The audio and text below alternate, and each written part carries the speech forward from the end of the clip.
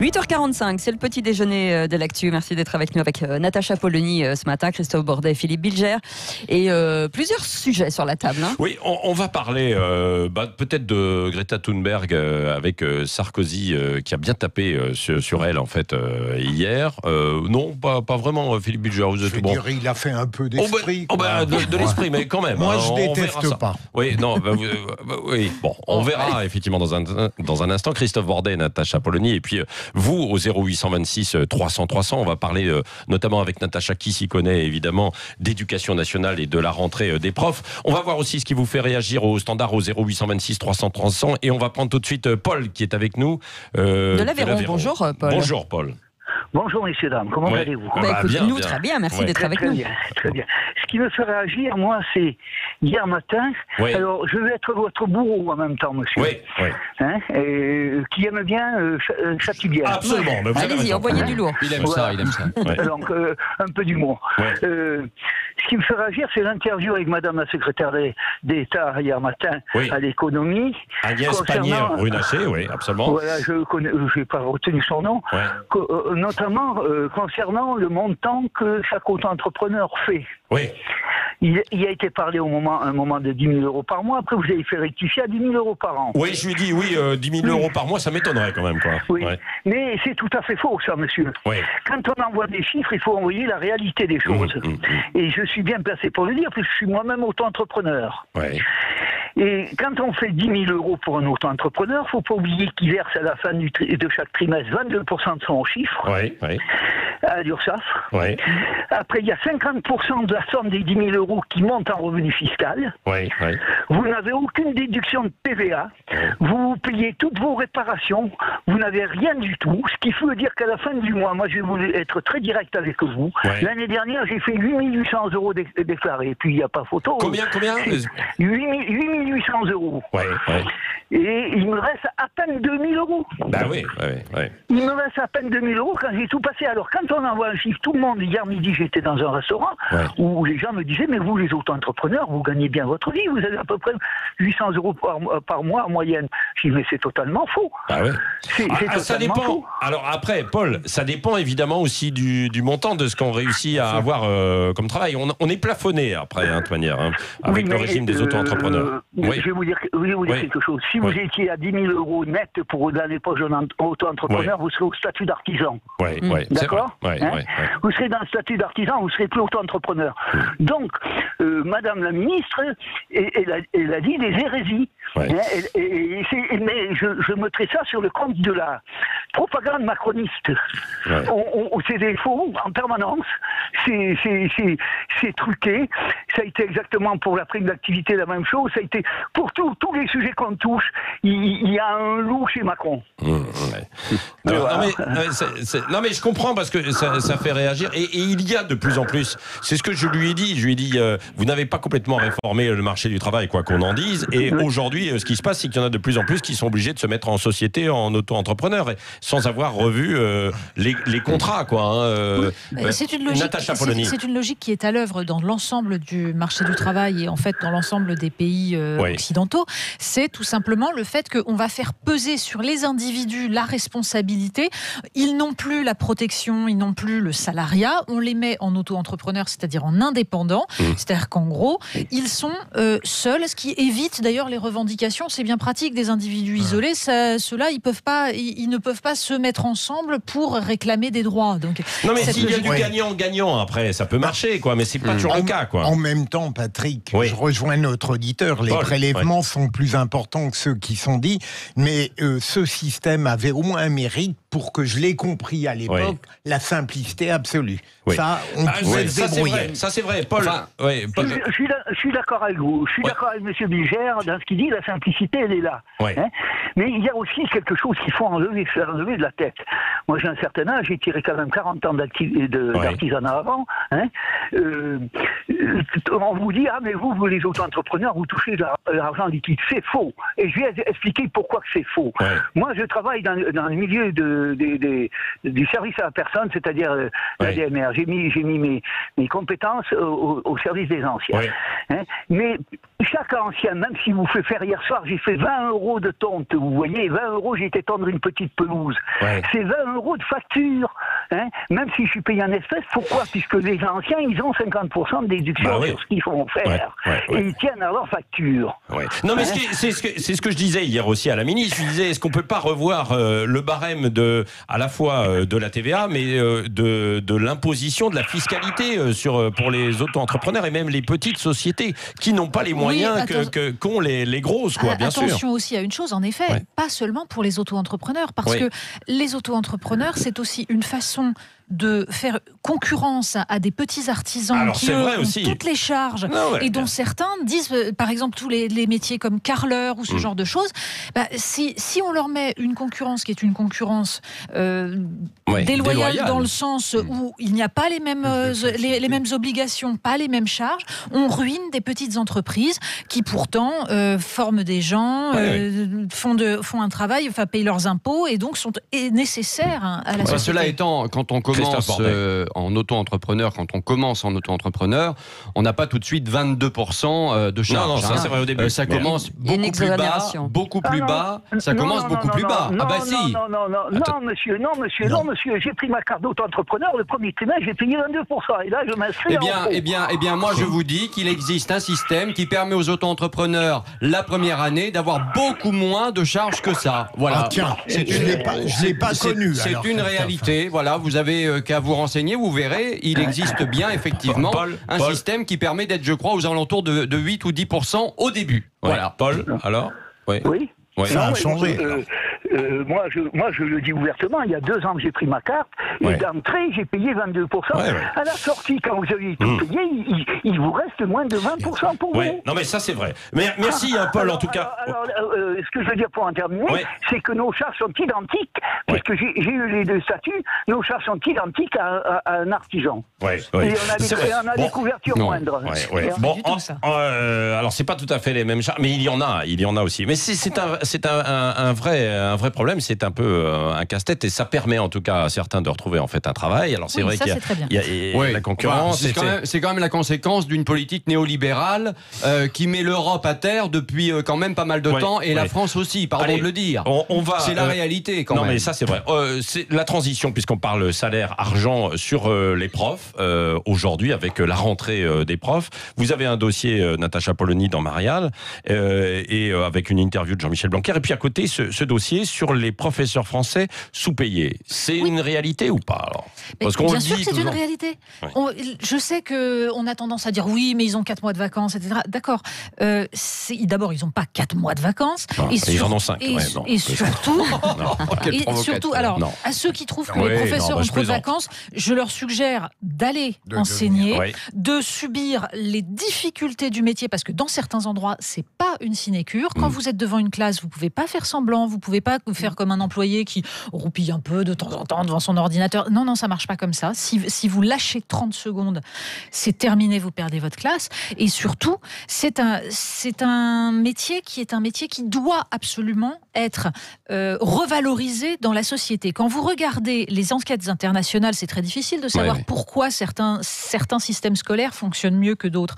Mais il y a un facteur qui est très frappant, c'est que tous les pays qui sont en tête en matière de réussite en français, en mathématiques, sont des pays où les professeurs sont très bien payés. Pourquoi ? Tout simplement parce que, hélas, dans une société comme la nôtre, eh bien, une part du respect que vous montre la société est liée au salaire. C'est-à-dire que si on veut mettre le savoir au centre, eh bien, on s'en donne les moyens et ça renforce l'autorité du professeur qui est un personnage respecté. Ensuite, parce que ça attire dans les études d'enseignement des gens qui sont des gens brillants, des gens qui ont envie de réussir, qui sont ambitieux, qui sont curieux d'esprit. Et du coup, ça sélectionne correctement. Là, nous avons une pénurie d'enseignants absolument dramatique. Pourquoi ? Parce qu'on ne voit pas pourquoi on ferait bac plus 5 pour venir se faire insulter, traiter de tous les noms et pour être sous-payé. Ça ne peut pas marcher. Alors c'est vrai qu'on avait un débat sur les salaires hier avec vous dans les vraies voix, et effectivement on disait si on paye mieux les gens, on peut espérer effectivement que ils donnent plus. Parce que ce qui est vrai quand même avec les profs aujourd'hui, et ce qu'on constate, on a reçu encore une syndicaliste prof dans notre émission cette semaine. Moi, ce qui me choque, je vais vous dire, ce qui me choque, c'est qu'ils ne parlent que d'eux. Ils ne parlent que de leurs problèmes. Je ne les entends jamais parler des enfants. Alors que c'est quand même le cœur du problème. Oui. Ils ne parlent jamais des enfants, ils ne parlent que d'eux et de leurs difficultés. Et moi, je suis désolé. Mais on n'entend parler que de ça. Leur augmentation, parce qu'ils ne sont pas assez cher payés, etc. Oui, ils sont moins bien payés, par exemple, qu'en Allemagne. Mais en Allemagne, ils travaillent plus. Non, alors attention, là aussi, ça veut dire quoi, ils travaillent plus ? C'est quand on compte tout, c'est pas vrai. Mais voilà, on compte différemment. C'est-à-dire que le statut des enseignants qui date de 1950 comptabilise le temps qu'ils passent devant les élèves. Mais moi, je suis désolée, j'ai préparé des cours. La préparation d'un cours... Alors, déjà, le temps devant les élèves est plus important. En début de carrière, évidemment, il faut corriger les copies et ça prend du temps aussi. En début de carrière, la préparation d'un cours, c'est entre 3 et 5 heures de préparation pour 1 heure de cours. C'est énorme. Ensuite, vous avez en plus les corrections de copies, les corrections les remplissages de livrets de compétences qui maintenant sont un truc absolument... Et au bout de 10 ans, c'est toujours les mêmes programmes qui reviennent, donc ça ne doit pas être trop fatigant quand même. Mais vous plaisantez, ça, mais ça c'est la phrase de quelqu'un qui n'a jamais enseigné. Jamais. C'est vrai, jamais enseigné. Vous avez des mauvais professeurs qui sont ceux qui en effet refont mécaniquement les mêmes cours tous les ans. J'en ai connu des professeurs quand j'étais au collège et il y avait quand même quelques feignasses. Je suis désolé de le dire. Mais surtout, Patrick, il est évident qu'il faut augmenter les salaires, mais ça n'est pas qu'une affaire de salaire. C'est une affaire de formation. Une affaire de considération. Et le paradoxe, et je connais d'autres métiers comme ça, c'est que plus on les accable, plus on prend prétexte pour ne pas augmenter leur salaire. C'est une affaire de conviction aussi. Non, et j'ajoute, une affaire de formation, parce que en effet, les professeurs seront aussi respectés quand leur formation sera excellente. Or, elle a été détruite depuis 30 ans et elle est tenue encore par des idéologues absolument délirants. Et le problème, c'est que les parents ne s'en rendent pas toujours compte. C'est-à-dire que quand il y a des mauvaises méthodes d'apprentissage à l'école primaire, alors encore en français, ils s'en rendent compte parce qu'ils voient que leur gamin ne sait pas lire. En revanche, sur les mathématiques, ça ne se voit pas. Les parents n'ont pas les moyens de voir. Donc, ils jugent le professeur à l'aune de son investissement. Le professeur est bienveillant et gentil. Tant mieux, mais c'est pas ça le problème. S'il n'a pas les bonnes méthodes, c'est un métier. Merci à vous. En tout cas, vous avez lancé le débat parce qu'on continuera aussi tout à l'heure à 9h30. Est-ce qu'on a de bons profs en France? C'est notre sondage en fait en ligne. Pour l'instant, vous êtes plus de 60% à dire non. Vous êtes nombreux à voter et à commenter. On verra ça tout à l'heure à 9h30. Merci Natacha Polony, Christophe Bordet et Philippe Bilger. On va poursuivre le débat, notamment avec Philippe, autour de la petite phrase de Nicolas Sarkozy sur Greta Thunberg hier. Merci d'être avec nous. 8h58, c'est le Grand Matin Sud Radio. Et c'est la suite ce matin à 9h05 de notre petit déjeuner de l'actu. Et on revient sur ce tacle de Nicolas Sarkozy. Oui, alors c'est de l'ironie, bien sûr. Nous sommes donc avec Natacha Polony, on a parlé beaucoup tout à l'heure du salaire en fait des profs. D'ailleurs, les profs, on y reviendra à 9h30. Est-ce que nous avons de bons profs? Alors avec cette question, est-ce qu'ils sont sous-payés? Est-ce qu'ils sont bien formés? Ça, c'est notre débat de 9h30. Mais avec vous, Christophe Bordet et Philippe Bilger, cette petite phrase de Nicolas Sarkozy à l'attention de Greta Thunberg, donc qui est partie en voilier pour le sommet en fait de l'ONU et les scientifiques du GIEC là, qui vont se réunir la semaine prochaine. On écoute Nicolas Sarkozy hier au MEDEF et puis on va réagir après. Si on n'agit pas très rapidement, on va au-devant d'une catastrophe extravagante. La question, combien d'êtres humains peuvent-ils vivre en même temps sur cette planète? Alors je vois cette jeune Suédoise si sympathique et si souriante, tellement originale dans sa pensée. Voilà, bon. Philippe Bilger.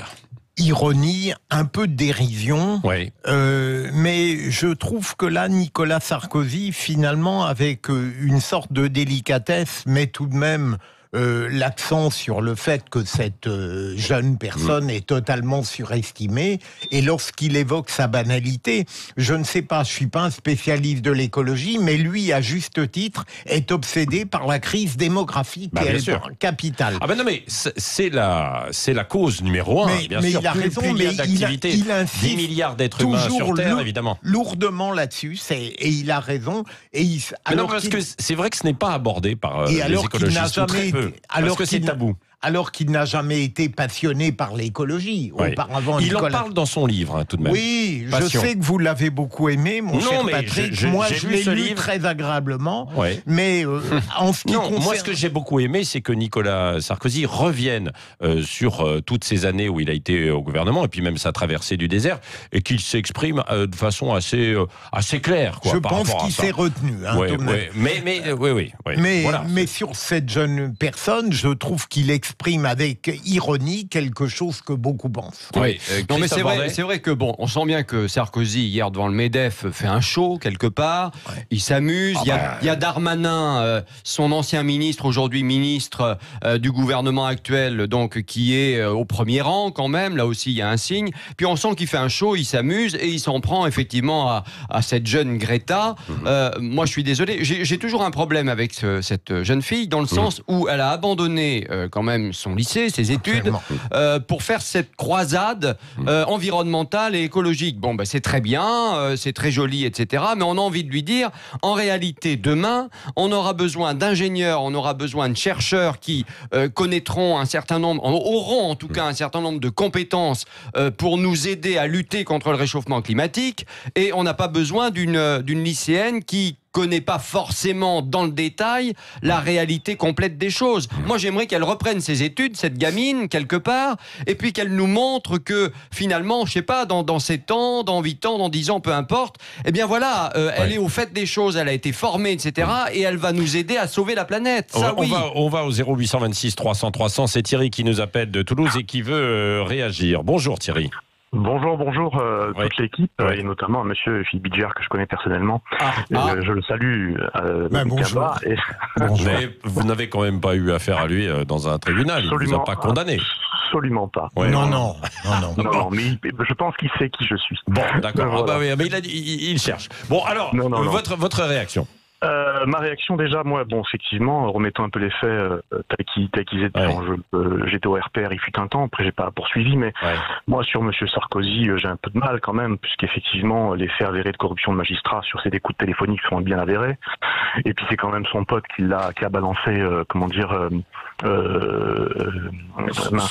son ancien Premier ministre, Fillon, voilà, c'est quand même lui, donc voilà, moi je pense... Vous voulez dire que par là, c'est son pote qui a balancé... c'est-à-dire... oui, bien sûr, tout le monde veut. Il en a parlé, il y a eu un reportage là-dessus. Bien entendu que Sarkozy voulait balancer Fillon via son avocat. Sur l'histoire du costume, etc. Voilà, bien sûr. Il n'y a pas que ça. Mais c'est pas prouvé complètement. Mais enfin bon, c'est vrai qu'il ne s'aime pas. Corruption de magistrat, ça est prouvé. Je suis désolé. Voilà. Donc à partir du moment où il devrait se taire, se mettre sur le côté parce qu'il n'arrête pas de raconter des bêtises sur Nicolas Hulot. Il a raconté d'énormités hier en disant que les véhicules électriques devaient avoir des centrales nucléaires. Sans centrales nucléaires, mais ce qu'il faut savoir, c'est que quand on a de l'hydrogène, on a l'électricité au bout. Voilà. Donc il ferait mieux de se taire. Pour l'instant, il est patron d'une grosse boîte, d'un gros groupe hôtelier. Il est au conseil d'administration. Voilà. Donc il ferait mieux de se taire. On sait qu'il est macroniste et qu'il est très content que M. Macron est président de la République. D'ailleurs, il a mis son très grand pote Darmanin, ministre du budget. Du budget. Moi, je l'ai vu, c'était son ancien... Ils étaient cul et chemise ensemble, tous les deux, tout le temps, constamment. Non, mais c'est vrai, pendant la campagne, oui, c'était son directeur de cabinet, donc voilà. Donc voilà, ce que j'ai à dire, effectivement, c'est pas un monsieur très fréquentable, et à mon avis, j'espère qu'il paiera pour ce qu'il a fait. Voilà, les Français le savent, il aimerait revenir en politique, mais les Français ne ne le souhaite pas. Ouais. Bon, tout ce que vous dites, c'est bon, il ferait mieux de s'abstenir, quoi. Bah, c'est vrai qu'hier, plusieurs de ses proches ont été renvoyés en correctionnel. Il faut quand même, faut quand même le rappeler. Dans par rapport à ces sondages de l'Élysée, où on n'a jamais passé autant de sondages que pendant la période de Sarkozy. Et comme par hasard, c'était quand même l'un des proches, la boîte de l'un des proches en question, qui faisait ces sondages. Donc, il y avait quand même effectivement un souci. Donc, faut pas oublier que pendant que Sarkozy hier s'exprime devant le MEDEF, fait le pitre, etc. Enfin, il a quand même, un peu. Pardon, il suffit de regarder les images. On a l'impression qu'on est au théâtre, donc c'est très bien. Mais en parallèle de ça, il a quand même des proches qui se retrouvent en correctionnel. Donc c'est pas très brillant, effectivement. Vous rejoignez Thierry, pour ça. Philippe Bilger. Je ne me rappelle pas qui est Thierry, mais manifestement, moi, ce qui m'intéresse, c'est le fait que Nicolas Sarkozy, à l'évidence, tout en répétant qu'il ne peut pas revenir en politique, n'aspire qu'à cela.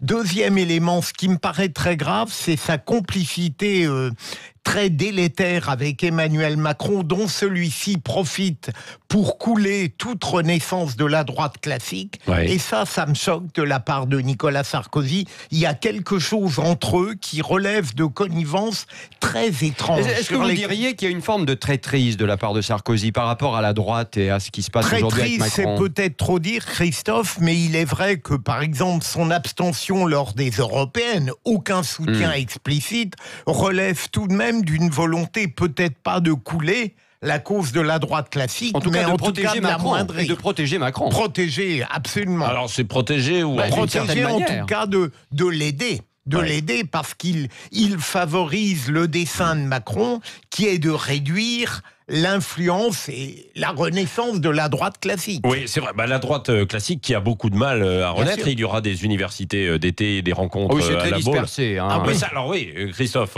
Non, mais c'est très dispersé parce que la droite n'arrive pas forcément à se reconstruire. C'est ça la vérité. Et puis une fois de plus, on se retrouve avec des chapelles très différentes, évidemment, et que chacun est dans son coin et que cette droite, moi, je pense simplement qu'elle n'arrivera pas à renaître. C'est-à-dire qu'on peut toujours dire Macron a tout fait exploser, c'est terminé, etc. C'est une réalité, mais je pense qu'au-delà de ça, ils ont tous pris un coup de vieux, mais un coup de vieux. Alors eux-mêmes sont dans la politique depuis 20 ans, 30 ans, 35 ans, peu importe, et ils n'ont pas réussi à mettre la France sur les rails, si je puis dire, quand ils étaient au pouvoir. C'est une réalité. Et puis en plus de ça, leur mouvement, tout a pris un coup de vieux. Donc moi je crois que la renaissance de la droite, c'est même pas la peine d'y penser. Ils peuvent faire leur université d'été, trouver un nouveau patron comme Christian Jacob. J'aime beaucoup Christian Jacob, je le trouve très sympathique. C'est vrai, quand on le rencontre comme ça, qu'on est journaliste, qu'on discute avec lui, il est très sympathique. Mais alors après, pour le reste, en termes de compétences, pardon, mais je pense qu'il y a quand même beaucoup à faire. C'est pas lui qui va devenir président de la République dans quelques années. Pas forcément. Christian Jacob, clairement, est un homme de transition, mais je suis pas totalement d'accord avec Christophe parce qu'il oublie deux choses. D'abord, je crois que la droite classique va renaître à certaines conditions sur lesquelles il est trop long de revenir. Mais il y a deux points qui sont importants, c'est que aujourd'hui Emmanuel Macron a démontré que le nouveau monde tant promis n'existait pas. Premier point, donc il y a déjà un espace. Le deuxième, il est plus sérieux, c'est que la droite classique doit arrêter d'attaquer Emmanuel Macron sur ce qu'il a de droite. C'est pas parce qu'il a mis en œuvre des mesures que la droite n'aurait pas pu faire qu'il n'est pas attaquable sur d'autres plans. Moi, je considère que sur le plan régalien de l'immigration et un certain nombre de sujets qui préoccupent les Français, il y a de la gauche en Emmanuel Macron. C'est là-dessus qu'il faut l'attaquer. Moi, je crois que la droite classique ne peut pas renaître, en tout cas, et que s'il y a une droite qui, à un moment, est assez forte, elle sera incarnée, je le pense, par Marion Maréchal. Quand on regarde ce qu'elle a dit sur Atlantico ces dernières heures, où elle dit qu'il y a forcément un espace entre le tout libéral et puis cette gauche que l'on connaît avec ses dogmes, etc., je pense que c'est elle qui incarne effectivement, éventuellement, quelque chose de différent. Cet espace, c'est elle qui peut éventuellement le combler. Vous croyez, mais la droite dont vous parlez avec Jacob et ainsi de suite, mais c'est terminé. Mais Jacob, je le répète, est un moment de transition pour la droite. De toute façon, il n'y a personne personne d'autre. Non, mais et Marion Maréchal, moi, oui, Marion Maréchal, c'est bien son nom. Je l'apprécie parce qu'elle a une pensée conservatrice structurée, mais depuis quelques mois, on lui démontre, et elle n'est pas capable de le battre en brèche, que l'espace qu'elle prétend avoir est tout de même très mince et ses soutiens ne sont plus là. C'est plutôt un espace à prendre qu'un espace qu'elle aurait déjà. Elle aura du mal à le prendre. Après, il faut aussi de la compétence et tout, pour l'instant. C'est pas parce qu'elle a fait quelques observations. Thierry, qu'est-ce que vous en pensez? Vous êtes toujours avec nous? Alors je suis avec vous, je voudrais ajouter quelque chose. Je ne sais pas si vous vous souvenez, alors c'est pas une information, c'est pas un scoop, mais ça a été dans la presse, c'est la raison pour laquelle je le connais. Alors après c'est à prendre avec des pincettes ou pas. Il y a avant l'élection de monsieur Macron, il y a eu dans la presse un article sur un général de gendarmerie qui était patron de tout ce qui était qui était responsable en fait, peu importe, qui était un des responsables d'un département, etc., qui, je pense, savait ce qu'il disait. Rien ne m'étonne. Il avait dit que M. Sarkozy avait récupéré une photo de M. Macron avec son ami dans la forêt, que cette photo avait été récupérée par M. Sarkozy, il l'avait mis dans un coffre. Et je vous laisse supputer la suite. Il y aurait une forme de chantage. C'est qui l'avait dit. Vous pouvez retrouver cet article dans la presse. Bon, alors il faut pas. Non mais alors Thierry, il faut parfois se méfier en fait beaucoup et avec ce genre d'informations tant que c'est pas. Mais bon, il peut toujours y avoir effectivement un tas de choses et donc ce qui veut dire que après c'est la raison de soutien. Ce qu'on apprend en tout cas, Thierry, et qui est très clair là cette fois, c'est que Sarkozy dans son livre, il le dit, il mitraille Fillon. Donc ça c'est très clair. Il est très très dur avec François Fillon. Il est difficile de faire autrement pour lui. Oui, pour lui, oui, bien sûr. Mais avec quelqu'un avec qui il a travaillé pendant 5 ans. Un collaborateur. Oui, collaborateur. Vous vouliez revenir d'un mot, Philippe Bilger, aussi sur ce qui se passe en Italie. Il y a eu une crise. Salvini a réussi à trouver en fait une coalition. Je sais que Salvini est devenu la tête de turc préférée des Français qui aiment une vision hémiplégique de la politique. Mais Salvini reconnaît qu'il a marqué il y a quelque temps un but contre son camp. Mais j'ai l'impression que ceux qu'il déteste, même selon Renzi, la démocratie a gagné, ont marqué un but contre leur camp également. Parce que l'image que donne la politique italienne avec ces gens soi-disant vertueux qui sont prêts à tous les opportunismes, c'est un scandale. La France est d'une pureté absolue à côté. Oui, l'opportunisme, il y en a. Vous le savez parfaitement, Patrick, ce qui s'est passé depuis plusieurs jours, c'est hallucinant. Est-ce qu'on verrait le Rassemblement national s'allier, par exemple, je dis même pas les Républicains, mais je dirais la France insoumise. Donc, les extrêmes, parfois. Attendez, d'ailleurs historiquement, les extrêmes se sont déjà retrouvés. Bien sûr. Ça c'est pas nouveau. Mais n'empêche, peu importe. Dans les péripéties italiennes, il y a quelque chose de scandaleux sur la vraie question par rapport à ce que vous dites, la vraie question par rapport à l'Italie, c'est quand on voit ce qui se passe, on se dit mais finalement c'est quoi le respect de la démocratie en Italie? Parce que demain il y a de nouvelles élections en Italie et Salvini est à nouveau en tête de ces élections quoi qu'il arrive. Non mais c'est pas il l'espère, il suffit de voir évidemment les Italiens aujourd'hui qui continuent de soutenir Salvini dans les sondages, etc. Je ne les connais pas tous. Donc il y a des sondages qui donnent Salvini en tête.